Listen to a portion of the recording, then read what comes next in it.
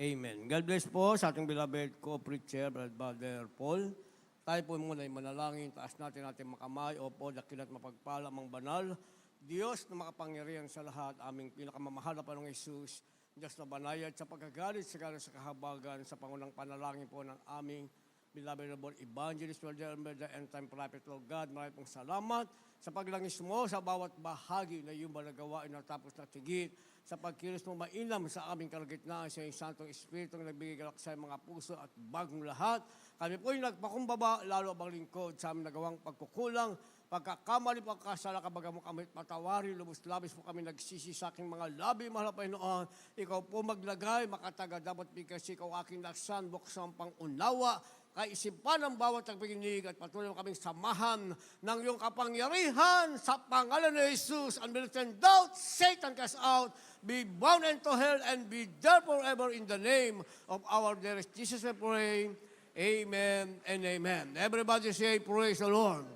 Una tigit sa lahat, ang pinakamataas sa pagpupulit, pasalamat, kaluwalhatian at kadakilaan ay tangi lamang sa ating Diyos na buhay at makapangyarihan walang iba sa ating pinakamamahal na Panginoong Jesucristo.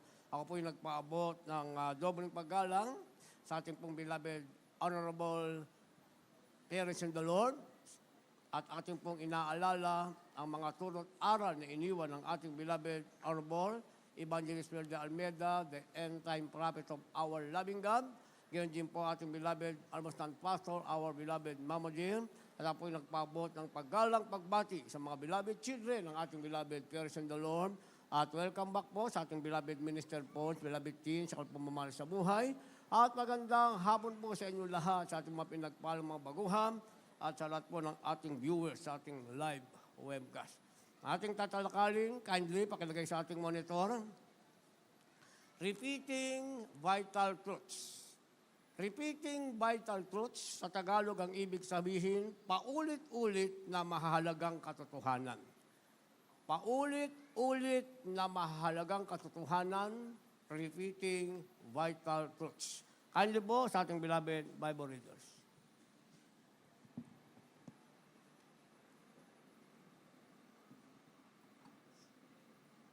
The second book of Peter, chapter 1, verse 12.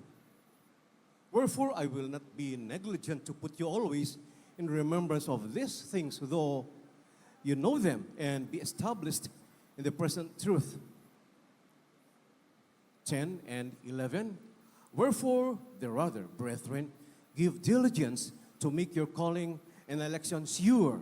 For if you do these things, ye shall never fall. For so an entrance shall be ministered unto you abundantly into the everlasting kingdom of our Lord and Savior, Jesus Christ.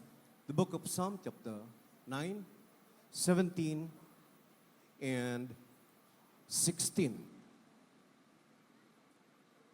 The wicked shall be turned into hell, and all the nations that forget God. The Lord is known by the judgment which he executeth. The wicked is snared in the work of his own hands. God bless you po. Kindly sa Tagalog. Ito po sa 2 Pedro, kabanatang 1, talatang 12, 10 at 11. Sabi po rito, kaya't maging handa akong lagi na ipaalala ko sa inyo ang mga bagay na ito, bagamat inyong nalalaman at kayo'y pinatitibay sa katotohanan nasa inyo. Kaya nga mga kapatid, lalong pagsikapan ninyo na mga panatag kayo sa pagkakatawag at pagkahirang sa inyo, sapagkat kung gawin ninyo ang mga bagay na ito, ay hindi kayo matitisod kailanman. Sapagkat sa gayon ay pinamamahaging sagana sa inyo ang pagpasok sa kahariang walang hanggang ng Panginoon natin at tagapagligtas na Jesu Kristo. At dito po sa Salmo, kabanatang 9:17-6, ang sabi po rito, 9:17 at 16. Sabi po rito, mga inibig ko, ang masama ay mauwi sa Sheol, pati ng lahat ng mga bansa na nagsisilimot sa Diyos. Amen, praise God. At ang Panginoon ay napakilala, siya'y naglapat ng kahatulan, ang masama ay nasilo sa mga gawa ng kanyang sariling mga kamay. Amen. Palakpakan po muna natin ng sabay-sabay na palakpak ang ating malapihan. Pumalakpak muna tayo ng may gala. At lahat magsabi ng malakas na praise the Lord. Ang ating pinakamamahal na Panginoong Hesus, ang ating mabait na Diyos sa langit, ang magpala ng kanyang banal na salita. Repeating Bible truths sa Tagalog, paulit-ulit na mahalagang katotohanan. Ito'y paulit-ulit na mahalagang katotohanan na ipinapaalala mga minamahal. Sabi ni Apostol Pablo, kaya nga, magiging handa akong lagi na ipaalala ko sa inyo ang mga bagay na ito. Palaging pinapaalala, paulit-ulit, mga minamahal. Maging mula pa ng ating mapakinggan, ang katotohanan ng Ebanghelyo na may kapangyarihan mula sa ating mahal na magulang sa Panginoon hanggang sa mga panahong ito, mga minamahal. At sinasabi, mga minamahal, kayo'y pinatibay sa katotohanang nasa inyo. Dito daw tayo pinatibay sa katotohanang nasa atin na paulit-ulit na sa atin ay ipinapaalala. Ang sabi ng verse 10, kaya nga mga kapatid, lalong pagsikapan ninyo na magpakapanatag kayo sa pagkatawag at pagkahirang sa inyo. Paulit-ulit na bagay, mga minamahal. Isang paulit-ulit mahalagang katotohanan, sinasabing magpakapanatag tayo sa pagkahirang at pagkatawag sa atin. Ang sabi mga minamahal, sapagkat kung gawin ninyo ang mga bagay na ito, hindi kayo matitisod kailanman. Salitang offense o pagkatisod, mga minamahal, maraming kahulugan yan. Hindi mo nagustuhan ang ginawa ng kapwa mo sa sarili mo? O kaya ikaw mismo ang gawa ng hindi magandang bagay sa harap ng mahal na Panginoon. Ang ibig sabihin niyan, pagkaalis o pagkawalay sa presensya ng ating pinakamamahal na Panginoong Jesucristo. Kaya hindi pinag-uusapan gaano kakatagal, mga minamahal. Minsan nga yung matagal, mga minamahal, halos umidad na. At saka, inatwing na naman ay sa isang kisap mata lamang ay biglang mawawala sa ating mahal na Panginoon. Kaya paulit-ulit, mahalagang katotohanang ipinapaalala mga minamahal, pagsikapan mo ang pagkatawag at pagkahirang sa iyo. Dahil kung gagawin mo ito, sabi, ikaw ay hindi matitisod, sa madalit salita, hindi ka mawawala sa kamay ng ating pinakamamahal na Panginoon.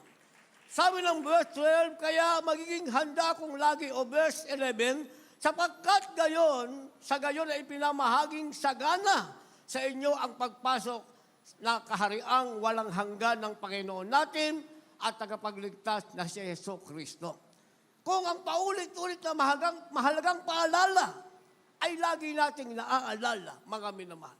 Nanatili tayo sa kamay ng Diyos, papasok pa tayong sagana. Saan? Sa kaharian ng ating mahal na Panginoon.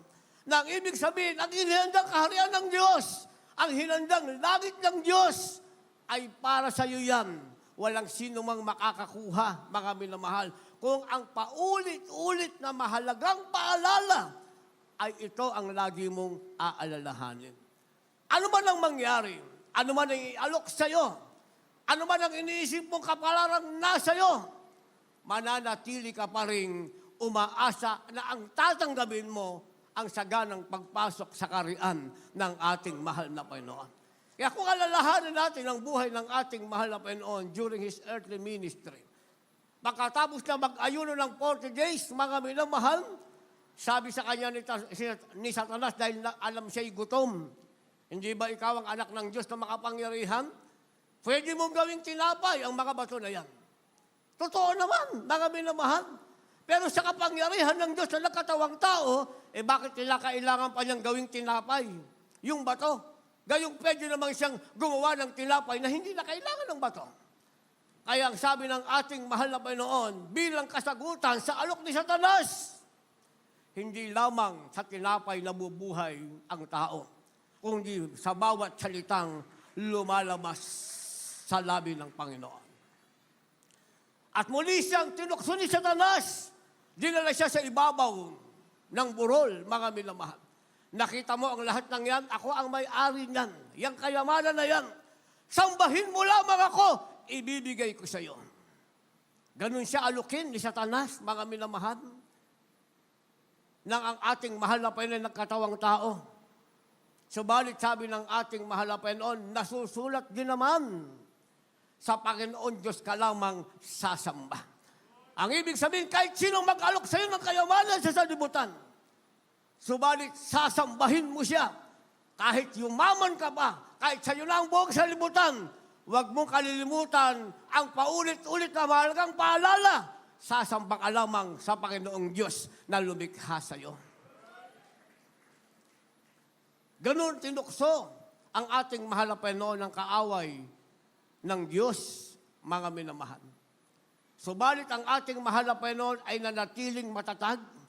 Naalala ko yung nanay ko, siguro 1 week pa lang nang siya'y mabautismuhan, siya'y nanaginip, mga minamahal. Ang kanyang panaginip, isang magandang lalaki na may dalang kahon ng ginto, inaalok sa kanya. Anong sabi sa kanya? Huwag ka nang babalik doon sa pinuntahan mo sa Amoranto. Ibibigay ko ito sa iyo. Sa panaginip niya yun, mga minamahal.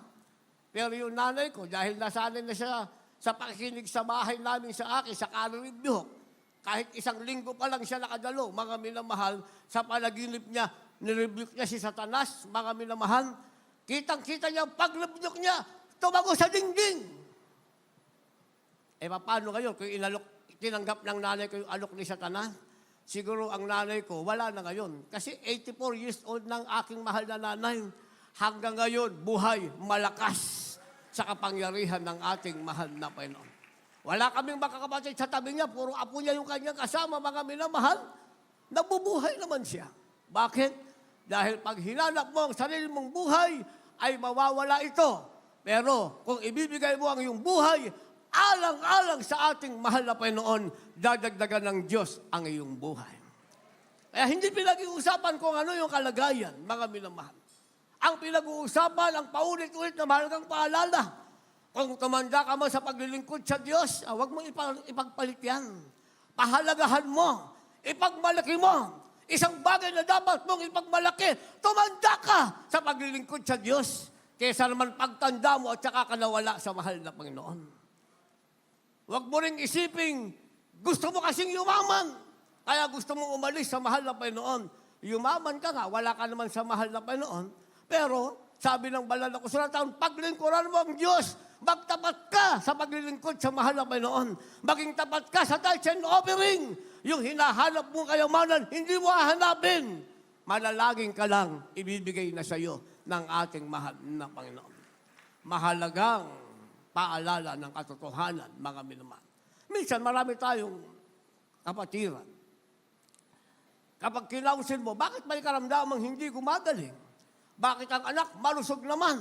Biglang nagkaroon ng karamdaman, mga minamahal. Isa sa nagiging problema, mga minamahal, nagalaw nila yung kanilang tithes and offering. Ang paalala ng isang mahalagang katotohanan, ayon sa pangangaral ng ating mahal na magulang sa Panginoon. Kaya meron tayong mga kapatid na hindi na pinayagang pumunta pa sa ibang bansa. Isa lang ang sinasabi ng ating beloved Honorable Evangelist Wilde Almeida, the end-time prophet of our loving God. Hindi mo na kailangang pumunta sa ibang bansa. Magtapat ka lamang. Pagpapalaing ka ng ating mahal na Panginoon. Meron namang pinayagang pumunta sa ibang bansa, pero isa pa rin ang bilin, mga minamahal. Magtapat ka. Kung ano ang katungkulan mo, obligasyon mo, gampanan mo, kahit sa ibang bansa ka, pagpapalaing ka ng ating mahal na Panginoon. Kaya may nakarating sa ibang bansang pinagpala. Meron namang hindi na pinaalis ng ating mahal na ginagalang mahal na pastor. Dito lang sa Pilipinas, pinagpala pa rin. Bakit? Dahil sila'y naging tapat sa paglilingkod sa ating mahal na Panginoon. Ang paalala ng mahalagang katotohanan ay nanatili sa kanila ayon sa kanilang napakinggan sa ating mahal na magulang sa Panginoon. Balik tayo sa tithes and offering. Yan kasi ang problema eh. Sa banal na kasulatan, pag binasa mo, mga minamahal, ang kasaganahan ay dumadating pag naging natapat ka sa isang maliit na bagay na meron ka. Ang babaeng bawang, sabi ng banal na kasulatan, ang meron siya ay kaunting gusi ng harina, kaunting langis, kanyang kakainin, at ng kanyang anak, at maghihintay ng kamatayan. Subalit biglang dumating ang propeta sa kanyang harapan na sinasabing, bigyan mo ako ng tinapay. Sabi ng babae, buhay ang Panginoon o aking Panginoon. Alam ng Panginoon kung anong natitira sa akin, lulutuin ko at aking kakainin, ako'y maghihintay ng kamatayan. Yun ang plano niya, mga minamahal. At siya na rin ang nalagay ng kanyang kapalaran, makatapos kumain, maghihintay ng kamatayan. Pero sabi ng propeta, mga minamahal, gawin mo ang gusto mong gawin. Pero bago mo gawin ang gusto mong gawin, gawin mo muna ang pinagagawa sa iyo ng Panginoon. Kaya ang ginawa ng babaeng bao, yung konting harina at saka langis, niluto, hindi niya kinain. Bagkos ibinigay sa propeta. Ang propeta ay kumain, mga minamahal. At pagkatapos ginawa niya, gusto niyang gawin. Muli siyang nagluto, mga minamahal, at kumain. Muling nagluto at kumain. Muling nagluto at kumain. 3 taon na kagutuman. Sabi ng banal na kasulatan na ang banal ng harina ay hindi naubos, ni ang langis ay hindi naubos. Wala sa kaunting bagay, siya ay naging tapat. Pinagpala ng ating mahal na Panginoon. Kaya hindi mo pwedeng sabihin, tsaka ka na magtatapat ka, pinagpala ka. Kaya ka nga inilagay ng Diyos sa trials para makitang ikaw ay tapat. Kaya hindi mo pwedeng sabihin, kaya ako naman nagamit kasi kulang ako. Pag ginamit mo ang bahaging para sa Panginoon, that is a portion for God. When you use that for your own needs, ano mangyayari, mga minamahal? Sasagana ka ba? Hindi ka sasagana. Ang bagay na meron sa iyo ay mawawala pa. Pero ang bagay na nasa iyo, which is the portion of God, bahaging para sa Panginoon, ibigay mo sa Panginoon, at ang paalala ng mahalagang katotohanan ay nanatili sa iyo, bagamat wala ka na, ibinigay mo sa Panginoon, ang kawalan mo ay pupunuan ng ating mahal na Panginoon. Dahil napatunayan ng mahal na Panginoon, ikaw ay tapat, mga minamahal. Napatunayan ng mahal na Panginoon. Kasi ang kasaganahan, hindi mo papatunayan na ikaw ay tapat, sagana ka. Kaya sa banal na kasulatan, ang mayayaman ay naglagay sa kabangyaman. Sa kabila ng maraming mayayamang naglagay sa kabangyaman ng kanilang ari-arian, merong isang babaeng pulube. Sabi ng banal na kasulatan, ang hawak niya ay isang lepta. Lepta means, sa kapanuhonan natin, sabihin natin, 10 piso o 100 piso. Sabi ng banal na kasulatan, yun na ang buong kabuhayan ng babaeng pulube. Na ang ibig sabihin, kung hindi niya ibibigay, kakain siya sa araw na yon. Pero sabi ng banal na kasulatan, ang mayayaman ay nagbigay ng sobra lamang. Siya'y nagbigay ng isang lepta, ang kanyang buong kabuhayan, ibinigay niyang may galak. Sabi ng ating pinakamamahal na Jesucristo, ang kanyang kinalugdan, hindi yung nagbigay ng marami dahil sobra lang, kundi yung nagbigay ng kanyang buong kabuhayan. Yun ang sinasabing paalala ng mahalagang katotohanan. Sa kasalatan mo, at gagamitin mo ang paalala ng buong katotohanan, sa kasalatan mo, magiging tapat ka, pagpapalain ka ng ating mahal na Panginoon. Balik tayo sa pagtanda, mga minamahal. Ano naman kung tumanda ka na? Tumanda ka sa lupa. Huwag kang maghanap ng kapatid, nawawala ka sa mahal na Panginoon. Dahil kung tumanda ka sa lupa, naglilingkod ka sa Diyos, at napasama ka sa rapture, sa langit, hindi ka na matanda, bata ka. Babalik ka sa kabataan mo, sa kasiglahan, na ang iyong minana ay hindi kaharian ni Satanas, kundi kaharian ng ating mahal na Panginoon. Kaya sabi ng banal na kasulatan, mayroong sinasabing the biggest lie. Dapat alam natin yung sinasabing the biggest lie, o ibig sabihin, ang pinakamalaking kasinungalingan. Dahil kung hindi natin alam ito, mga minamahal, mawawala sa atin yung kahalagahan ang paulit-ulit na kahalagahan ng katotohanan, malilimutan natin yan. Sayang ang ating pinagsimulan, ang ating palang wakas, mga minamahal, ay hindi magandang kapalaran. Kindly.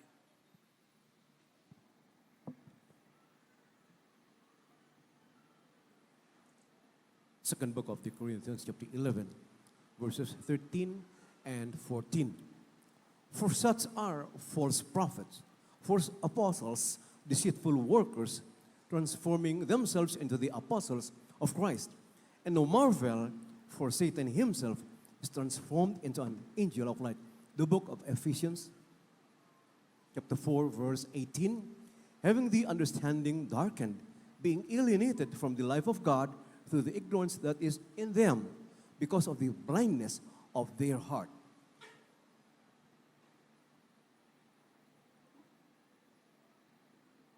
Dito po sa aklat ng Ikalawang Korinto, Kapitulo 11, ang talatay 13 at 14. Sapagkat ang mga gayong tao ay mga bulaang apostol, mga bagdarayang manggagawa, na nagpapakunwaring mga apostol ni Kristo. At hindi katakataka, sapagkat si Satanas man ay nagpapakunwaring anghel ng kaliwanagan. Dito po sa aklat ng Efeso, Kapitulo 4, ang talatay 18. Nasa kadiliman ng kanilang pag-iisip ay nangahiwalay sa buhay ng Diyos dahil sa kahangalang nasa kanila, dahil sa pagmamatigas ng kanilang puso. Amen. Palakpakan po natin ang ating mahal na Panginoon. Malakas na palakpak. Yung tumatanggap ng paalala ng mahalagang katotohanan, pumapalakpak siya na may pasasalamat at nagsasabi ng praise the Lord. The biggest lie. Yan ay nasa makasalan ng sanlibutan. Na sinasabi, the world inclined to sin. Nakahilig ang sanlibutan ito sa kasalanan because sa sanlibutan ito merong tinatawag na the biggest lie. Ano yung the biggest lie? Pinakamalaking kasinungalingan. Sabi ng ating nabasa, mga minamahal, ang magayong tao ay bulaang apostol na magdarayang manggagawa, nagpapakunwaring mga apostol ni Kristo. Yun ay isang malaking kasinungalingan. May mga taong nagpapakunwari, mga minamahal, na sila'y apostol ni Kristo. Bakit nila ito nagagawa? Sabi ng 14, at hindi katakataka, sapagkat si Satanas man ay nagpapakunwaring anghel ng kaliwanagan. Naintindihan po natin yon? Hindi naman sa'yo haharap si Satanas na may sungay. Humarap nga sa nanay ko, sabi niya, magandang lalaki daw, mga minamahal. Dahil kung haharap sa'yo si Satanas na may sungay, eh siguradong tatakbo ka. Kaya haharap siya, maamong-maamo. Magkukunwari siyang anghel ng kaliwanagan, mga minamahal. Yan ang sinasabing the biggest lie. Kaya dapat nating maunawaan, hindi lahat ng alok na nasa sanlibutan ay galing sa Diyos.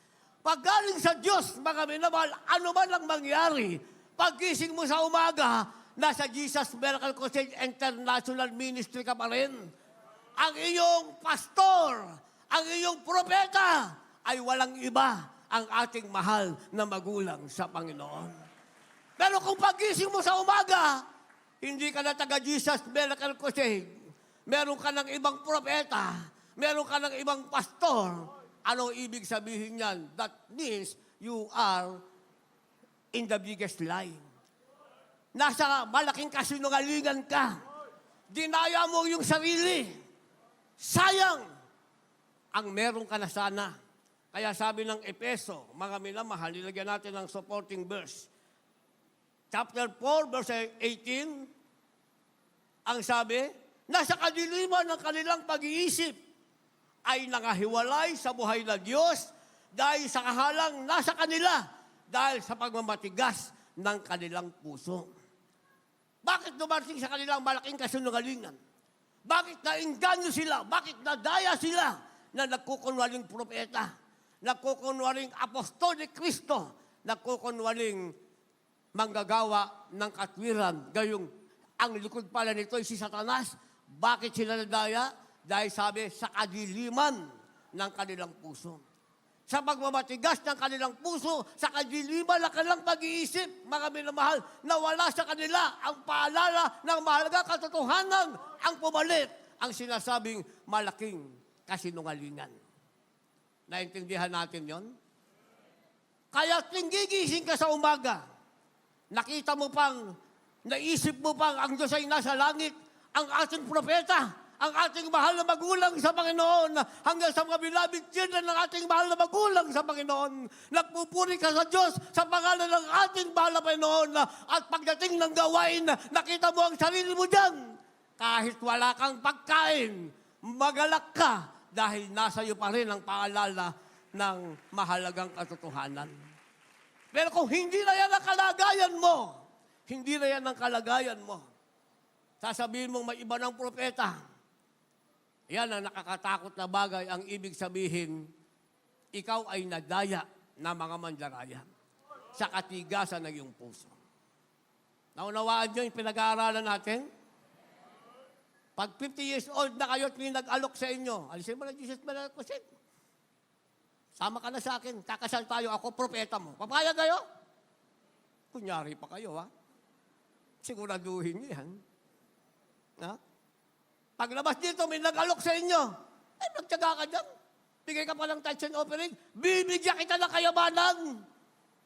Hindi ka magbibigay, ako magbibigay sa'yo. Tatanggapin niyo? Kunyari pa kayo ulit. Siguraduhin niyo yung mga sagot niyo. Dahil merong sinasabing the biggest lie. Kaya kailangan natin, mga minamahal, don't be deceived. Ang ibig sabihin, mga minamahal, huwag kang padadaya o huwag kang magpapalinlang. Para hindi pumasok sa atin ang the biggest lie, ang manatili sa atin, mga minamahal, ang paulit-ulit na mahalagang katotohanan, ang sabi, don't be deceived. Kindly.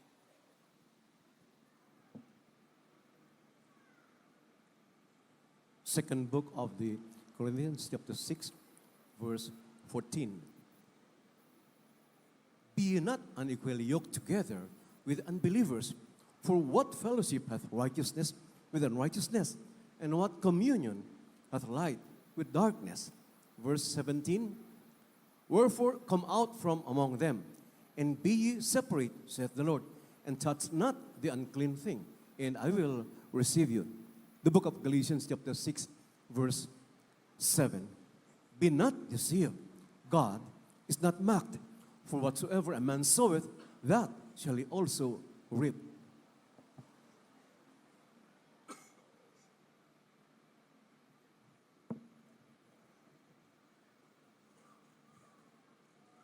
Dito po sa 2 Korinto, kabanatang 6, talatang 14 at 17. Huwag kayong makipamatok ng kabilan sa mga di nagsisampalataya, sapagkat anong pakikisama mayroon ang katwiran at kalikuan, o anong pakikisama mayroon ang kaliwanagan sa kadiliman? Kaya nga, magsialis kayo sa kanila at magsihiwalay kayo, sabi ng Panginoon, at huwag kayong magsihipo ng mga bagay na marumi at kayo aking tatanggapin. Dito po sa Galatia, kabanatang 6, talatang 7, huwag kayong padaya, ang Diyos ay hindi napabibiro, sapagkat ang lahat na ihasik ng tao ay siya namang aanihin niya. Amen. Palakpakan po muna natin ang ating mahal na Panginoon. Lahat magsabi ng praise the Lord. Don't be deceived, o huwag padaya, o huwag magpaninlang. Sabi ng ating labas sa mga minamahal, huwag ka daw makipamatok. Ibig sabihin, huwag kang makisama sa mga hindi mananampalataya. Ang sabi, huwag kayong makipamatok ng kabilan sa mga hindi nagsisampalataya, sapagkat anong pakikisama mayroon ng katwiran sa kalikuan. Hindi pwedeng magsama ang mananampalataya at di mananampalataya. Hindi pwedeng magsama ang kalikuan at katwiran. Hindi pwede yung magsama. Hindi mo pwedeng alagaan ang isang hindi mananampalataya sa katotohanan. Pasitiran mo sa bahay mo. Mahabang panahon, 4 na taon.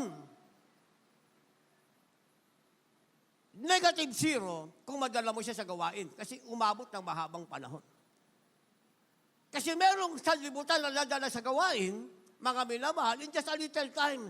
Ang ibig sabihin, yang hindi mananampalataya na yan, nang mabahaginan mo ng salita ng Diyos, mga minamahal, then suddenly, nadala mo sa gawain, ang ibig sabihin, kasama siyang pinili at hinirang ng ating mahal na Panginoon. Pero kung taon lang kasama mo, taon lang kasama mo, ikaw ang dinadaya niya, ikaw ang madadala niya, na ang ibig sabihin, hinihinog ka lang niya sa mga salita niyang pandaraya. Pagdating ng panahon, hindi mo titignan gaano ka katagal sa katotohanan. Yung kaunting kasinungalingan, yon ang iyong lilipatan. Dahil ikaw ay nakipamatok. Naintindihan natin yon. Kaya ang sabi mga minamahal, ang sabi, sapagkat tayo'y templo ng Diyos na buhay, na gaya ng sabi ng Diyos, mananahal ako sa kanila at lalakad ako sa kanila. At ako'y magiging kanilang Diyos at sila'y magiging aking bayan. Palakpakan muna natin ang ating mahal na Panginoon. Kaya hindi ka pwedeng makapamasok sa kanila. Bakit? O hindi ka pwedeng makisama. Ang sabi, ikaw ay templo ng Diyos. Ang ibig sabihin, yung iyong katawang ito, inhabitants of the Holy Spirit, tahanan ng Espiritu Santo, dwelling place, tirahan ng ating pinakamamahal na Panginoon. Si Kristo nasa iyo, nakimabato ka sa hindi mananampalataya. Meron ba siyang Kristo? Meron siyang masamang espiritu, hindi Kristo, mga minamahal. Yung mandarayang espiritu, yun lang meron siya. Kaya inuulit ko, hindi pinag-uusapan gaano katagal sa mahal na Panginoon. Kaya sa ating beloved parents and the Lord pa lang, nung ako'y makating sa pastoral noong 1991, meron akong narinig, mga minamahal. Pag sinabing ibilan sa iglesia, huwag kausapin, sumunod ka. Huwag mong kausapin. Huwag mong sabihin, ibabalik mo siya. Hindi mo siya ibabalik. Ikaw ang aalisin niya. Dahil kung siya'y ibabalik, hindi na siya umalis pa, nanatili sana siya, mga minamahal. Sinasabi ng banal na kasulatan, 1 John 2:19, kung sila'y sa atin, hindi sana sila umalis sa atin. Sila'y umalis sa atin upang mapatunayan sila'y hindi sa atin. Yun ang sabi ng banal na kasulatan, mga minamahal. Kaya kung ikaw ay sa atin, ang sabi, ang Diyos ay lalakad na kasama mo, ikaw ay lalakad na kasama ng ating mahal na Panginoon. Sapagkat ang katawan mo, sabi ng ating nabasa, ay templo, tahanan ng Espiritu Santo. Sabi ng verse 17, magsialis kayo sa kanila, magsihiwalay kayo sa kanila, sabi ng Panginoon. Hihiwalay ka. Kahit sabi mo, hindi, kasi bata pa kami, magkasama na kami niyan.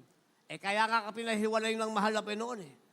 Dahil pag hindi mo siya hiniwalayan, ikaw ang mahihiwalay sa ating mahal na Panginoon. Yan ang sinasabing, don't deceive. Hindi tayo dapat, mga minamahal, madaya. Kaya nilagyan natin ng supporting verse, sabi ng Galatia chapter 6, verse 7, huwag kayong madaya. Ang Diyos ay hindi nagpapabiro, sapagkat ang lahat ng hinasik ng tao ay siya namang aanihin niya.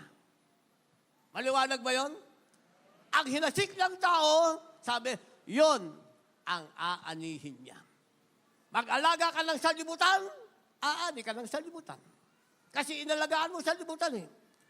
Alagaan mo Kristiyano, aani ka ng Kristiyano. Kasi inalagaan mo Kristiyano. Pero minsan may Kristiyano ring pasaway, mga minamahal. Di ba? Kaya nga, tayo ay nasa tinatawag na repeating vital truths. Ang ibig sabihin, paulit-ulit na mahalagang katotohanan, mga minamahal, piliin mo ang mabuti, iwasan mo ang masama. Sabi ng ating nabasa, mga minamahal, kung ano itinanim mo, yun ang iyong anihin. Nagtiyaga ka sa paglilingkod sa Diyos. Kahit ano pa ang kalagayan mo, sige na, mahal na Panginoon. 30 lampas ako sa kalendaryo. 40 lampas ako sa kalendaryo. 50 na ako, mahal na Panginoon. 10 taon na lang, senior na ako, mahal na Panginoon. Hindi bale, senior ako sa paglilingkod sa iyo. Hindi ba? Grabe ang gantimpala mo niya sa langit. Naging senior ka na single sa paglilingkod sa ating mahal na Panginoon. Kesa naman naging senior ka, mga minamahal, na wala ka na sa ating mahal na Panginoon. Sino pa gusto mag-asawa? Wala na? Siguraduhin niyo yan. Wala akong sinasabing masamang mag-asawa. Hindi yan masama pag tama ang pag-aasawa. At kung ang mapapangasawa mo ay kasama mo sa pananampalataya. Kung ano itinanim mo, yun ang iyong aanihin. Magtanim ka ng mabuting bagay, kahit nagtyaga ka mahabang panahon, kagaya ng ating mahal na magulang sa Panginoon, 15 years na pagtsatsaga. Kung hindi nagtyaga, naghintay sa biyaya ng mahal na Panginoon, ating mahal na magulang sa Panginoon, wala tayo rito. Walang Badger Luwing Ketongin na pinagaling, wala kayong narito na may cancer, TB, diabetes, asthma, goiter, lahat ng karamdaman, wala tayong lahat dito. Pero nagtyaga ang ating mahal na Panginoon. Hindi sila nagpadaya sa maraming alok, mga minamahal. Kaya naman, tayo rin ay lubos na pinagpala ng ating mahal na Panginoon. And finally, sinasabing a chosen generation. You are a chosen generation. Pag hindi ka nagpadaya at nakilala mo yung sinasabing the biggest lie, at alam mo ang paulit-ulit na mahalagang katotohanan, ang sabi, ikaw ay tinatawag na isang lahing hirang, a chosen generation. Last verse, kindly po, maghanda atong magpaawit, mga manugtong. From the first book of Peter, chapter 2, verse 9. But you are a chosen generation, a royal priesthood, and holy nation, a peculiar people that issues you for the praises of Him who hath called you out of darkness into His marvelous light. Dito po sa unang Pedro, Kapitulo 2, ang talatay 9. Datapwat kayo isang lahing hirang, isang makaharing pagkasaserdote, bansang banal, bayang pag-aaring sarili ng Diyos, upang inyong ipahayag ang mga karangalan niya ang tumawag sa inyo mula sa kadiliman hanggang sa kanyang kagilagilalas na kaliwanagan. Palakpakan po natin ang malakas na palakpak ang ating malapenoon. Last verse na, pumalakpak tayo ng sabay-sabay at lahat magsabi ng malakas na praise the Lord. A chosen generation, iyan ang iyong magiging kalagayan. Sabi ng ating nabasa mga minamahal, a chosen generation, datapwat kayo isang lahing hirang, isang makaharing pagkasaserdote. Yan ang ating kalagayan. Isipin, yan ka na yan. Ang tawag sa iyo, lahing hirang, isang saserdote ng Panginoon. Ang sabi, bansang banal, bayang pag-aari ng Diyos. Yan ka na ngayon. Ipagpapalit mo pa yan. Pag-aari ka ng Diyos. You are a holy nation. Pag-aari ng Diyos. Pagkasaserdote. At sabi, lahing hirang.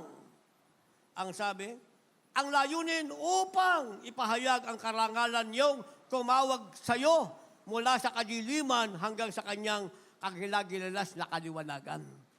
Yan ang iyong tungkulin. Ipahayag ang kabutihan ng mahal na Panginoon. Pag wala ka na rito, ano pa ipapahayag mo? Paano mo sasabihin mabuting Panginoon? Paano mo sasabihin giginhawang yung buhay? Tumanda na ako sa Jesus Miracle Crusade, mga minamahal. Lalampas na sa senior. Senior na ako ngayon eh. Ilang buwan na lang, lampas na sa senior, mga minamahal. Wala pa ako nakitang umalis dito na guminhawa. Wala pa ako nakita, mga minamahal. Kahit sa ibang bansa, nasa ibang bansa lang sila, hindi na makabalik ng Pilipinas. Sa ibang bansa, nandun sila sa kalsada. Nasa shelter na ibibigay ng government ng bansa na yan, mga minamahal. Pero ang mga pinagpala sa ibang bansa, yung ating makapatirang naging tapat sa kanilang paglilingkod sa ating mahal na Panginoon. Pero yung hindi naging tapat, mga minamahal, hindi nga makabalik sa Pilipinas. Bakit? Dahil naalis sa kanila ang sinasabing pagkahirang ng ating mahal na Panginoon. Isang bayang banal, sariling pag-aari ng Diyos, bayang hinirang ng Panginoon ang sabi upang ipahayag ang kaliwanagang ibinigay sa atin ng ating mahal na Panginoon. Tayong lahat ay tumayo at umawit sa ating mahal na Panginoon. Kung meron po kayong dalang bisita, mga nasa labas, nasa sasakyan, andito sa loob, dalhin niyo po sila sa harapan habang tayo po ay umawit.